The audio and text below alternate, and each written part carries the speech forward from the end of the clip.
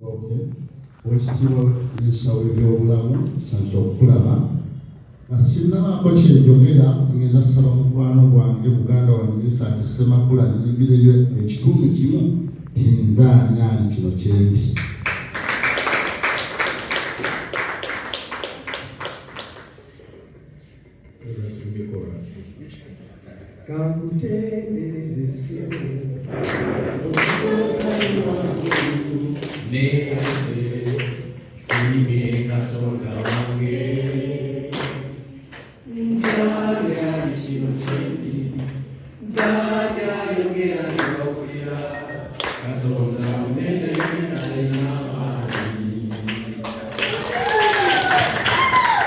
Nzaani ayitibwa Katikkiro, nzaani aleeta sipiika wa Buganda, nzaani atuula mu maaso awali minisita waffe nzaani abeera ne baminisita wa Ssaabasajja basatu bakulembedde Oweekitiibwa Katikkiro. Oweekitiibwa Katikkiro nina essanyu lingi nnyo nnyo, naye nsanyuse nnyo, nsanyukidde ddala. Mwebale kutulowoozaako nakutujjukira. Katikkiro oggyeewo embeera y'abakungu abaasooka abaasigala mu bukungu bwokka, ng'abakopi abaawansi abalwanira abakungu okubanga bakungu tebabalowoozaako. Teri asobola kutuuka waggulu nga tabuse madaala ana. Era y'ensonga lwaki Ssaabasajja n'obufuzi bwaffe obufuzi obw'ebweru bulina amadaala 5. Tulina omutongole atongoza ensonga z'ekyalo, tulina ow'omulukaziluka, tulina ow'eggomulazigomula, tulina ow'essaza azisaza. Era azisazaamu bwe ziba zinaakomaawo oba ozisazaamu, Katikkiro n'azikuleetera. Mu bufuzi bwaffe obw'ennono obwaffe tulina enju mwe tuva, tulina oluggya, tulina olunyiriri, tulina omutuba, tulina essiga n'akasolya, ge masiga 6. Naye bajjajjaffe abakulu b'obusolya abaana abaabwe bazzukulu abo ab'enju tebaabalowoozangako, baakatandika kati otegeera nti babo ba mugaso. Oweekitiibwa Katikkiro nsanyuse nnyo. Nze nnongoomu kasinza okugoberera obwakabaka bwa Buganda emyaka 924 bwe Katikkiro asoose okusisinkanaku ku bantu abawansi. Abawansi nga nze nnamba emu. Era nkakasa Katikkiro mu likodyo ly'agiteekawo nze wakyakubirwa osoose okuwa appointment nkusange. Ekyo kikikuusakuusa. Naye Oweekitiibwa nsanyuse nnyo, nsanyukidde ddala ow'enkajja, ow'entamu enjaliire, owa Nakatu ndikubbira akakajja ebbira. Oweekitiibwa Katikkiro batuwa ennyingo 5 okutaasa Namulondo n'ogirwanirira, okukuuma n'okutaasa Namulondo ennyingo emu, otwala Buganda mu maaso, okuuma ekitiibwa kya Buganda n'ebirala n'ebirala. Naye Oweekitiibwa Katikkiro ennyingo y'okutaasa n'okukuuma Namulondo eri abagyonoona, ogwo omulimu nagwekwata teryagumpadde. Obuvune bwekwata teryagumpadde lwa nsonga nakizuula. Ndi Muganda, abeera e Buganda, asula e Buganda, akyala e Buganda. Kyentegeeza kyekinti nva bulemezi nkyala mu Kyaddondo, bwe nva mu Kyaddondo ŋŋenda Gomba. Oweekitiibwa Katikkiro saakwanduridde mannya gange, linnya lyange, nti nina essanyu lingi nnyo naye Mukama annyambye nkomyewo mu butereevu bwange. Amazima kati ntegeera bulungi. Kati ninayo bwedi naye mbadde siriiwo nnyo naye kati ntandise. Erinnya lyange nze Magala taziwaawo balikyewuunya kitaasimbwa gwayambadde musajja alumbwa. Ndi muzzukulu w'Esseeri Nakibuuka gwe baazaala mwaka gwa 1919 n'afa nga 21 Ogwekumi 1991. Nalyo naligatta ku mannya gange olw'obutamwerabira.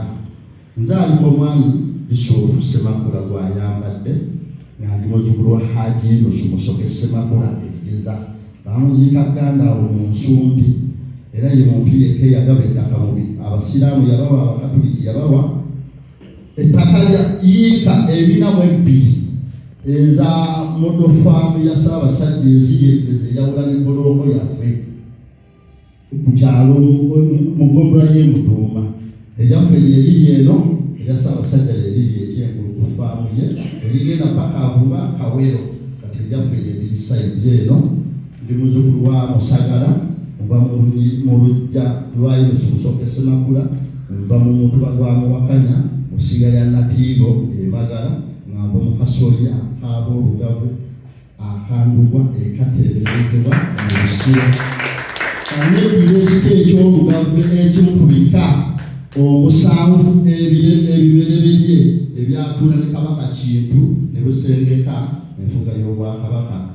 Tukiikira baali bamuyita Ssebukko mu 1283 n'abeera Ndugwa n'ekyalo n'akituuma Katenderezebwa ne bakisalako nti Katende. Eby'obukitiibwa nsanyuse nnyo, nsanyukidde ddala. Ono ye mukyala wange maze naye emyaka 32 n'emyezi 22 Ogwokubiri 1995 kati giri 3 n'emyezi 8. Omwana waffe omukulu jangu n'abatanzi oyo mwana waffe omukulu gwe twasooka okuzaala Nakitende jangu oyo Ssaabasajja bwe yakuba enkanuulu baamuzaala nga 27 ku Lwokutaano mu mwezi ogw'omwenda 99.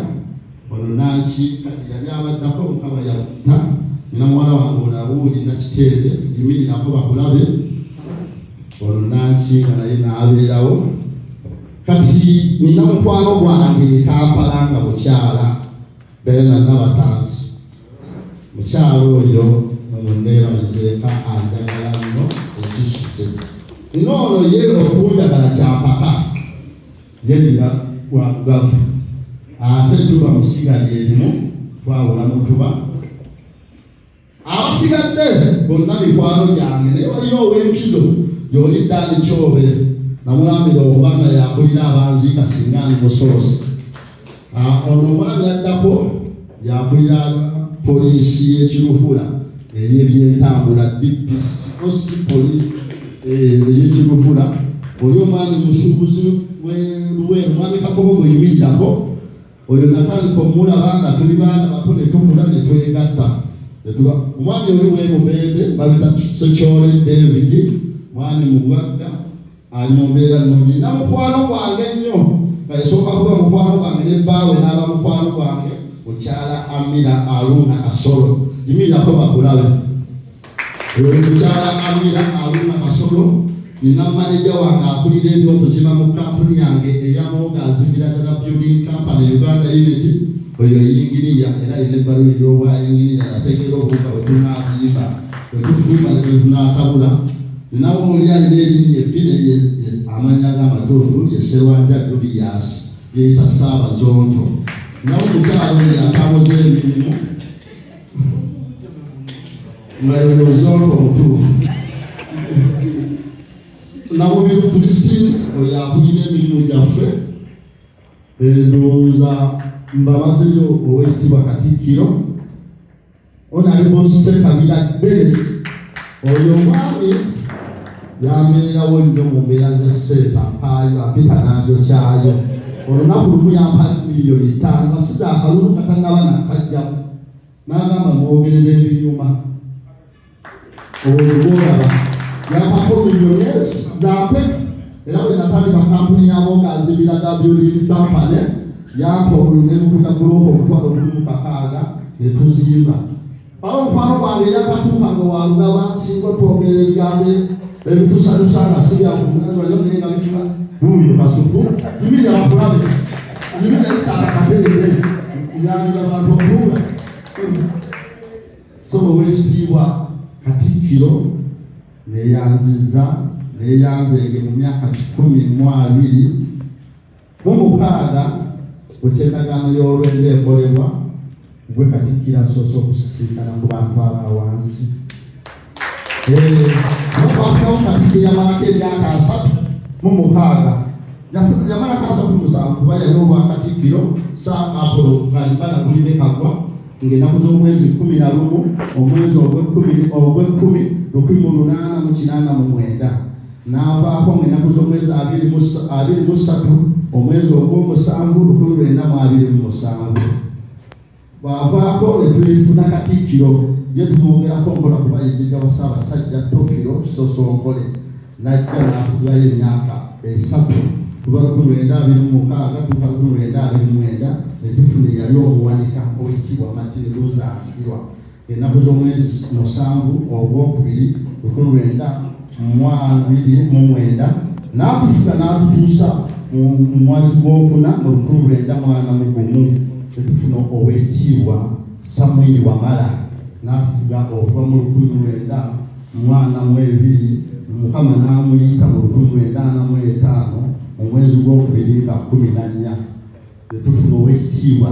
Martin Luther Asibirwa n'atuddamu n'atufuga otuuka ku lunaku lw'okusatu ng'ennaku z'omwezi 5 omwezi ogw'omwenda 1945 bw'avaako enkeera ku lwokuna ng'ennaku z'omwezi 6 baatuwa owekitiibwa Ernest Kawalya Kaggwa n'ajja n'atufuga naye waliwo ebitagenda bulungi n'emyaka 5 ebitaagala kuwera ne tulonda ng'ennaku z'omwezi 11 omwezi ogw'omwenda mu 1949 ne tuleeta owekitiibwa Pawulo Neeri Kavuma tumala okumulonda n'atufuga ebimu ne bitagenda bulungi yaweerera Ssaabasajja ku lunaku lw'ebbalaza nga 3 omwezi ogw'Ekumi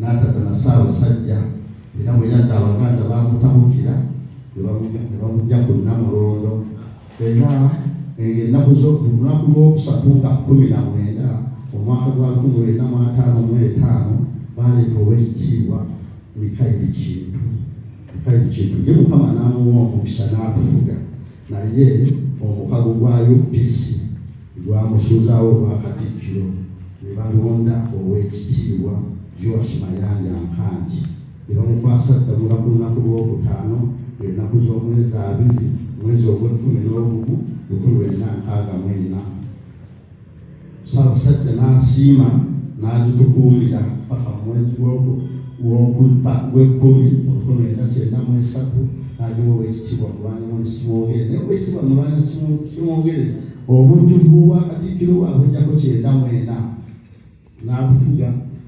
n'atukulembera paka mu ennaku z'omwezi 31 omwezi ogw'Ekumi 2 omwaka 2005 owekitiibwa Dan Mulika n'atukwatamu n'atutwalayo emyezi 11 oyo n'atukwasa owekitiibwa ML Sendawula eyatukulembera paka mwezi gwa omwaka gwa 2008 Ssaabasajja Kabaka n'asiima n'atukwasa owekitiibwa Engineer Yowaana Batisita Walusimbi webakazaako Ejjedi Walusimbi n'atufuga n'atukulembera otuuka ng'ennaku z'omwezi 12 omwezi ogw'okutaano 2013 Ssaabasajja Kabaka we yasiima n'akuwa ddamula otukulembera emyaka 16 n'emyezi 5 n'ennaku 11 bwe tubadde twakabeera ne Bakatikkiro abo ab'enjawulo kale owekitiibwa musanyuse okuba mu mpisa okwongera nnyo kuyiga okutegeeza si kwe kusinga kankome wano